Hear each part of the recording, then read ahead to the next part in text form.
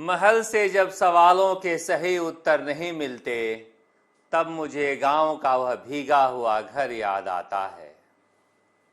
राहुल गांधी ने आज कई सवाल पूछे हैं।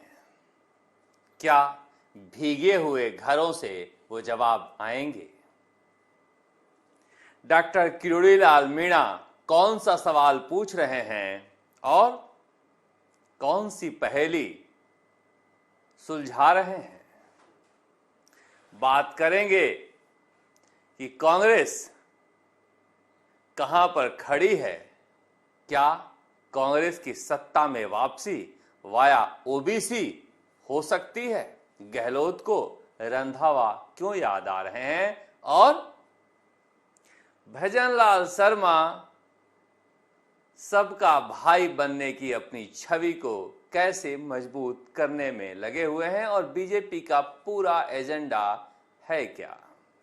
मगर शुरुआत कर लेते हैं। राहुल गांधी ने कहा था हम बम फोड़ेंगे, बम फोड़ेंगे, बम फोड़ेंगे, बम फोड़ दिया है। उसमें क्या कुछ हिला है पता नहीं, मगर कुछ मौजूद सवाल उठाए गए हैं, उनका जवाब चुनाव आयोग से आने चाहिए।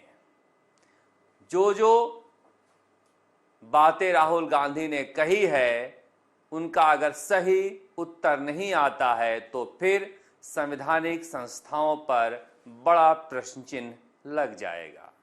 कांग्रेस के लिए भी ये एक खतरे की घंटी है कि जब सब कुछ लुट जाता है तब क्यों जागते हो। 2024-25 चुनाव आयोग राजनीतिक पार्टियों को वोटर लिस्ट देती है। इतनी मेहनत हार के बाद किए, उतनी मेहनत हारने से पहले कर लेते तो फिर ये नौबत नहीं आती। मगर जब जागा तभी सवेरा। जो बातें राहुल गांधी ने कही है, उन्होंने कहा है कि एक एक पते पर 40-40 लोग हैं। एक एक व्यक्ति कई जगह वोट डाल रहा है, एक ही शहर में कई बूथ पर डाल रहा है।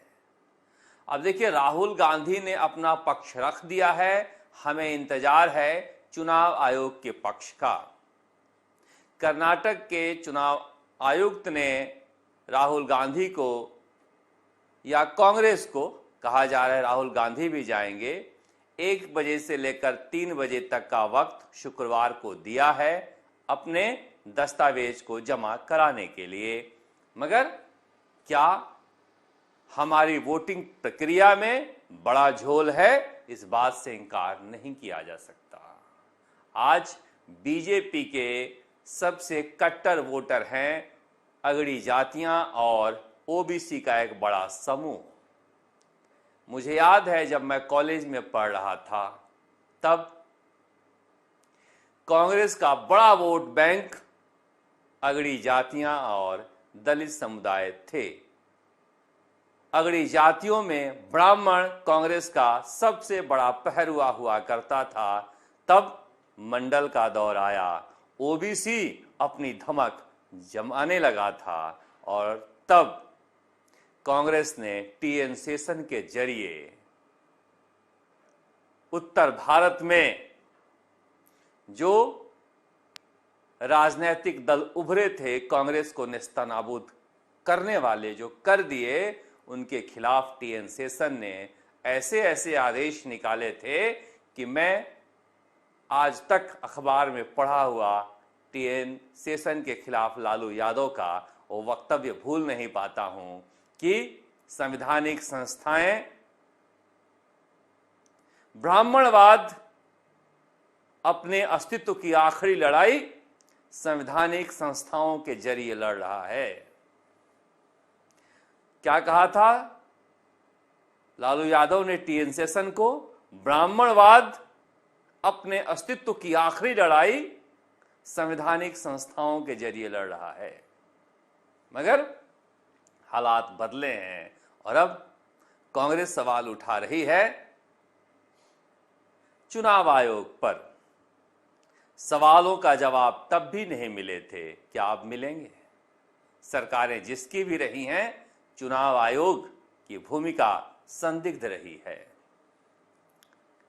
अब कहां संदिग्ध रह जाती है, कैसे रह जाती है? सौरभ भारद्वाज आम आदमी पार्टी के नेता ने तो भरी विधानसभा में ईवीएम मशीन को हैंग करके दिखाया था कि कैसे हैंग करके वोट डाला जा सकता है, मगर उसे भी चुनाव आयोग ने खारिज कर दिया।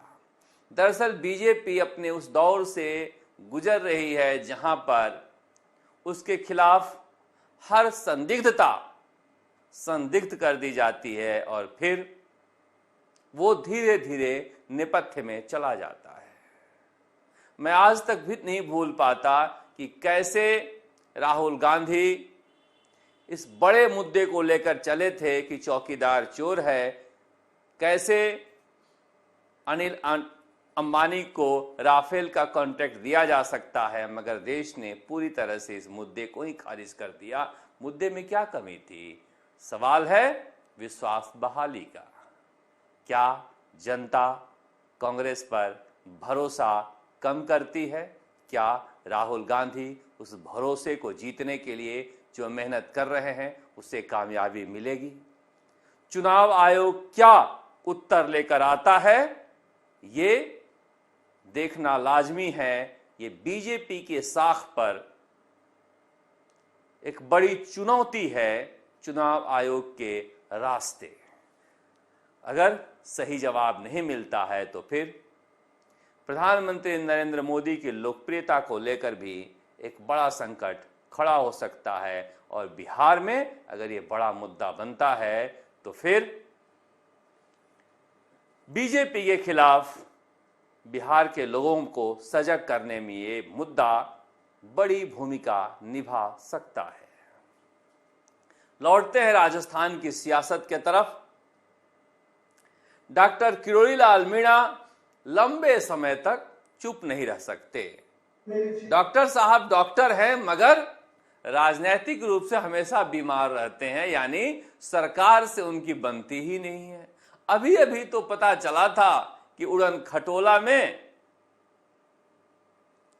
हवाई जहाज के खिड़की से नजारा देख रहे हैं कि जनता कैसी है भजनलाल शर्मा के साथ, और अगले ही दिन राजस्थान विश्वविद्यालय में गए और बीजेपी पर बड़ा आरोप लगाया है। ये आरोप बीजेपी पर है या फिर नरेश मीणा पर है, पता नहीं।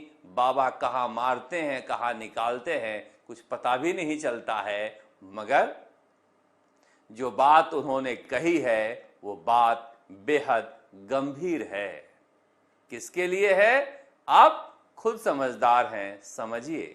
उन्होंने कहा कि नरेश मीणा से मिलने गया था, मैं टोंक जेल में खुले में गया था। यानी उनके जो समर्थक कहते रहते हैं बाबा के बारे में, उन्होंने कह दिया मैं साथ था। मगर बीजेपी पर बड़ा आरोप लगाया कि बिना नाम लिए कांग्रेस का, कि कांग्रेस को हराने के लिए बीजेपी ने पीछे से चुनाव में नरेश मीणा को उतारा था।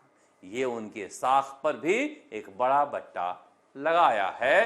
अगर डॉक्टर किरोड़ीलाल मीणा के पास कोई सबूत है तो, मगर राजनीति में सबूत का कोई मतलब होता नहीं। आजकल किसी भी मामले में सबूत का कोई मतलब नहीं है। सोशल मीडिया है ना आपके चरित्र हनन के लिए।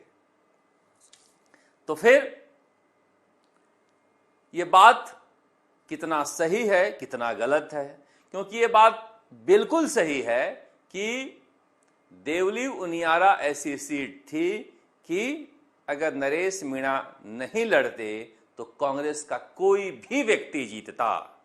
उस सीट पर राजेंद्र गुर्जर तब जीते थे जब किरोड़ीलाल मीणा ने अपनी पार्टी बनाई थी और मीणा वोट बर्बाद हुआ था, और इस बार भी तब जीते हैं जब नरेश मीणा की वजह से मीणा वोट बर्बाद हुआ है।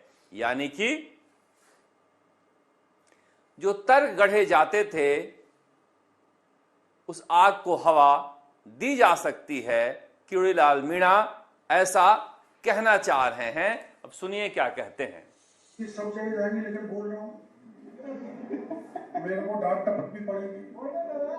मंत्री ऐसे भाषण देते हो। मैं वहाँ नरेश मीणा से जेल में मिलने चला गया, मेरे दिल्ली से फोन आ गया, सरकार के खिलाफ आंदोलन कर रहा, आप उसे मिलने जा रहे हो? मैंने कि मैं तो चौड़े में मिल रहा हूँ, तो चुपचाप उसको चुनाव लड़ा रहे हो।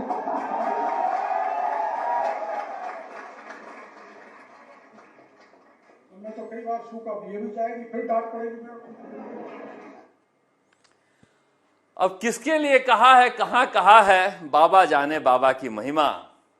राजनीति की लंबी पारी है और उतना ही बड़ा अनुभव भी है और कहने का बड़ा ही विनोदी तरीका है। जनता ने तालियों से स्वागत किया। यह जताने के लिए बाबा जो कह रहे हैं उसमें दम भी हो सकता है। मगर इससे इतर बीजेपी अपने कार्यकर्ताओं को लेकर कार्यक्रम के जरिए लोगों में भेजने का काम लगातार कर रही है। जमीन पर बीजेपी के कार्यकर्ता घर घर जा रहे हैं। सोशल मीडिया से बीजेपी की दूरी बरकरार है। सोशल मीडिया पर भड़ास निकालते रहते हैं, मगर कोई न कोई कार्यक्रम देकर और इस तरह से अपने कार्यकर्ताओं को उलझाते रहते हैं, लगाए रहते हैं। तिरंगा यात्रा निकाल रहे हैं, तिरंगा यात्रा के बाद फिर से विभाजन दिवस मना रहे हैं। खुद सारे मंत्री आप देख सकते हैं लाइन लगा कर बैठे हुए हैं। सारे कार्यकर्ताओं को बुलाया जाता है, काम दिया जाता है। गोविंद सिंह डोटासरा भी संगठन मजबूत करने में लगे हुए हैं, मगर वहां पर कार्यक्रमों की एक परेशानी है कि किस तरह के कार्यक्रम रखे जाएं और क्या रखे जाएं। संविधान बचाव आंदोलन जैसे मुद्दे पर नेता जाते हैं, मगर बातें वही स्थानीय होती है। संविधान को लेकर बड़ा संकट अभी जनता के मन में कोई दिखाई देता नहीं है। वैसे हो भी तो अभी से बीजेपी चुनावी तैयारियों में लगी हुई है और यही वजह है कि खुद भजनलाल शर्मा बीजेपी के तमाम कार्यक्रमों में संगठन के बैठते हैं, जहां पर एजेंडा तय किया जाता है। अपने उन नेताओं को भी काम पर लगा रखे हैं जिनके जरिए वसुंधरा राजे के यहाँ 2-4 कार्यकर्ता पहुंच जाया करते थे। मसलन अरुण चतुर्वेदी वित्त आयोग के अध्यक्ष बना दिए गए और अशोक परनामी अब इस झंडा कार्यक्रम के नेता बना दिए गए। यानी कि उन्हें भी काम दिया जा रहा है कि बंगले पर न जाओ, पार्टी के दफ्तर में बहुत काम है, यहाँ उलझे रहो और उलझाए रहो। जनता के बीच राष्ट्रवाद का झंडा बुलंद रखो। क्या पता चुनाव 4 साल दूर है, पाकिस्तान से 2-2 हाथ हो जाए तो राष्ट्रवाद का यह ज्वार फिर से सत्ता में ला सकता है। राष्ट्रवाद और धर्म से बड़ा कोई मुद्दा कहीं भी दुनिया के किसी कोने में नहीं रहा है। इन 2 मुद्दों के जरिए कोई भी भूखा व्यक्ति चादर तान कर सो सकता है सुबह तक आराम से। और ये देखिए, महिला पत्रकारों को बुलाया था भजनलाल शर्मा ने राखी बंधवाने के लिए। दिया कुमारी समेत जो आंगनबाड़ी कार्यकर्ता थी उनसे राखी बंधवा रहे थे कुछ दिन पहले। अच्छा देखकर लगता है कि राजस्थान में इतने यंग नौजवान महिला पत्रकार हैं और पहली बार मैं तो देख रहा हूं कि इतने सारे महिला पत्रकार हैं और ये समाज के लिए बेहद सुखद तस्वीर है कि हमारे पत्रकारिता में इतनी बड़ी संख्या में महिलाएं हैं और खास करके नौजवान हैं। महिलाएं जब समाज में आगे आती हैं तो फिर पत्रकारिता जैसे पेशे में बड़ा बदलाव लेकर आती हैं। और भजनलाल शर्मा का ये जेस्चर छोटा सा ही सही बेहतरीन है। कम से कम महिला पत्रकारों को एक अलग से पहचान देने के लिए, इसके लिए उन्हें साधुवाद देना चाहिए। मगर ये भी एक इमेज बिल्डिंग का एक अलग लेवल का तरीका है, जहां पर भजनलाल शर्मा खुद को आम आदमी का मुख्यमंत्री बताते हैं जब वो विपक्ष का मजाक उड़ाते हैं कि मैं अपने विधानसभा में पानी कि हालात देखने जाता हूं तो विपक्ष कहता है रील बनाने जाते हैं, तुम तो वहां भी नहीं जाते। इसी तरह से वो महिलाओं के बीच अपनी लोकप्रियता को स्थापित करने के लिए इस तरह के कार्यक्रमों में हिस्सा ले रहे हैं। अब कितनी कामयाबी मिलती है इसका थर्मामीटर तो हमारे पास है नहीं, पर कोशिश उनकी जारी है। कांग्रेस की तरफ लौटते हैं। क्या कांग्रेस ओबीसी के एजेंडे पर इतना आगे बढ़ पाएगी कि ओबीसी के जरिए वो कामयाबी हासिल कर पाएगी?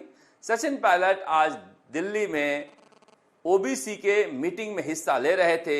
कल ओबीसी के आरक्षण को लेकर तेलंगाना की सरकार के तरफ से धरना भी दिया गया कि उनका जो बिल है ओबीसी आरक्षण का, उसे राष्ट्रपति जल्दी मंजूरी दें।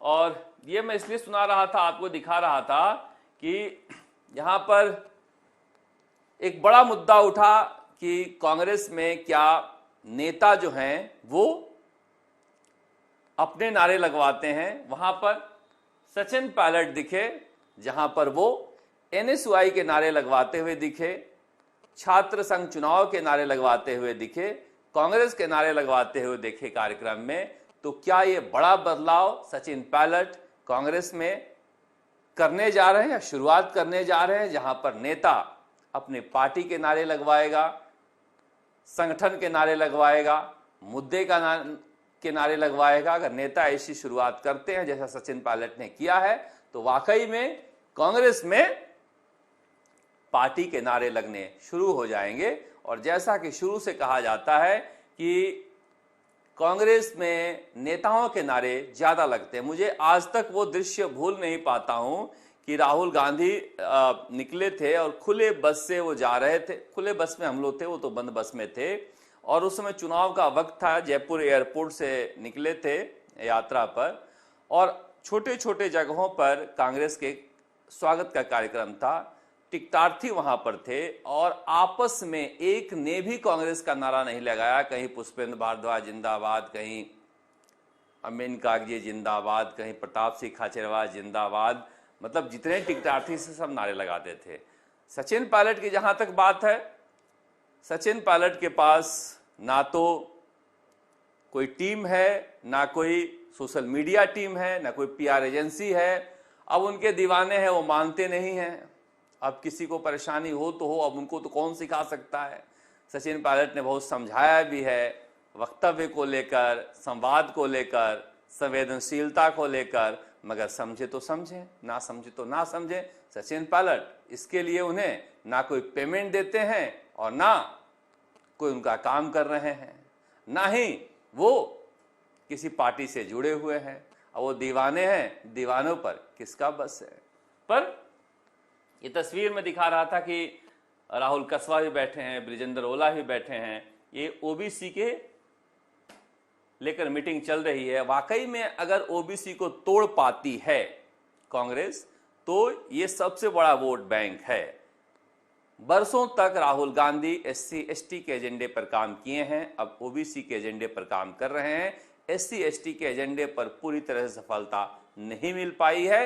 बीजेपी के पास आज भी बड़ा चंक है और छोटी छोटी पार्टियों में ओबीसी का वोट बैंक बटा हुआ है, एससी का वोट बटा हुआ है। एसटी का वोट कांग्रेस से कम राजस्थान में, जहां पर बांसवाड़ा डूंगरपुर का इलाका है, छिटक गया है। अभी भी मीणा वोट बैंक का एक बड़ा हिस्सा कांग्रेस के पास है। मगर जो धाकड़ हैं, कुमावत हैं, माली हैं, ऐसी बहुत सारी जातियां हैं और बड़ी जातियां हैं, वो बीजेपी के साथ जमी हुई है। कांग्रेस का दिक्कत यह है कि आप फुलेरा में लड़ने जाओगे तो जाट आपके साथ हैं तो ओबीसी का कुमावत आपके खिलाफ है। दातारामगढ़ में आपके साथ जाट हैं तो ओबीसी का कुमावत आपके खिलाफ है। इसी तरह से आप जाओगे कई इलाकों में तो धाकड़ बीजेपी के साथ है तो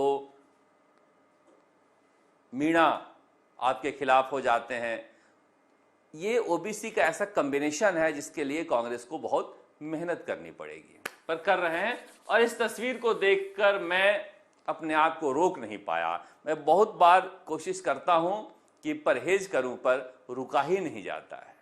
मुझे याद आया कैसे लोकेश शर्मा कहते थे कि जब ये सुखजिंदर सिंह रंधावा जाते थे सीएम हाउस में, तो शशिकांत शर्मा ओएसडी कहते थे, हाँ बताओ किस लिए आए हो? ये कहते थे सीएम साहब से मिलने। मुझे ही बता दो, आप तो वो बिजी हैं।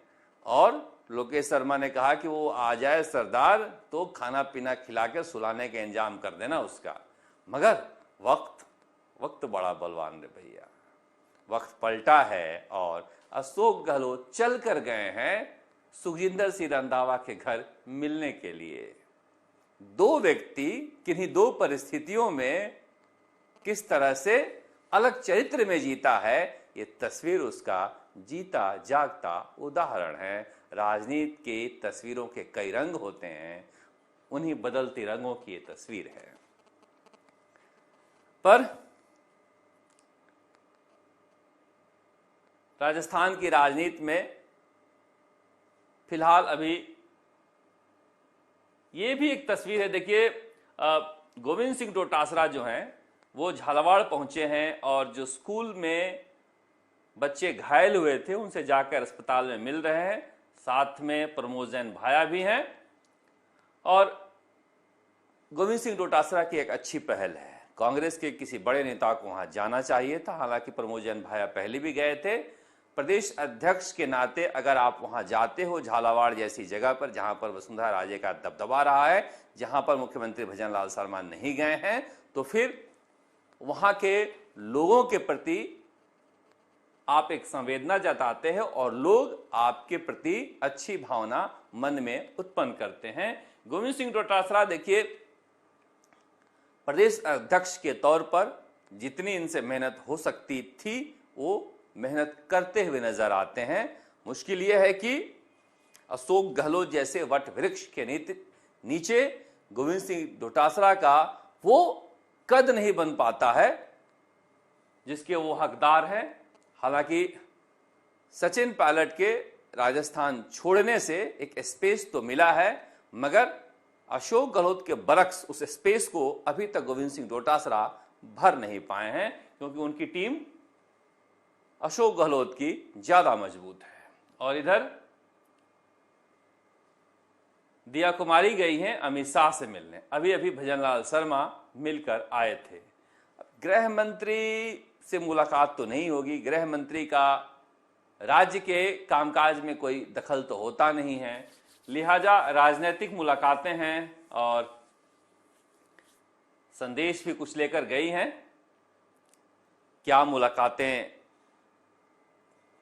हुई और क्या बातें हुई पता नहीं, मगर जब भी इस तरह की मुलाकातें होती हैं, मुख्यमंत्री के बाद उप मुख्यमंत्री जाता है तो कयासों का दौर भी लगने लगता है।